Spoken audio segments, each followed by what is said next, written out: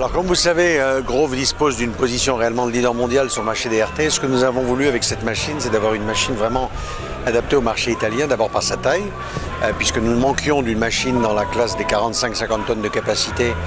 qui avait justement ce châssis qui était à moins de 3 mètres, ce qui était indispensable pour le marché européen.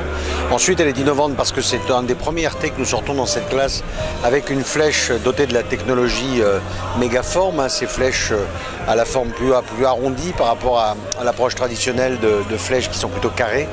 et que grâce à ça on dispose réellement d'un gain très important sur la capacité de cette flèche. Elle a aussi la technologie qui est brevetée par Grove de Twin Lock, c'est-à-dire le système de montage réellement des différents segments de la flèche très rapide.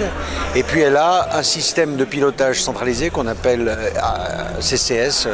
conduite centralisée avec un écran couleur. C'est la nouvelle technologie des systèmes d'exploitation des grues Grove et Manitou d'ailleurs et Potin, qui sera mis en place progressivement dans toute la gamme. Et cette machine est la première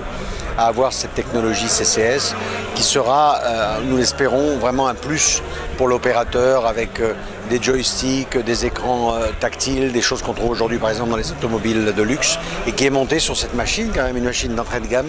mais qui devrait normalement avoir un bon succès. Le terrain de jeu de cette machine, où les marchés principaux sur l'Europe, c'est bien sûr l'Italie en premier lieu et la France en second lieu, puisque c'est traditionnellement les marchés les plus importants au niveau RT sur l'Europe. Mais bien évidemment, on ne se limite pas à ces marchés-là, puisque les spécifications de cette machine, en particulier la longueur de flèche, permettront de trouver des opportunités importantes dans d'autres marchés qui sont très consommateurs de RT, comme le Moyen-Orient, l'Afrique et l'Asie en particulier.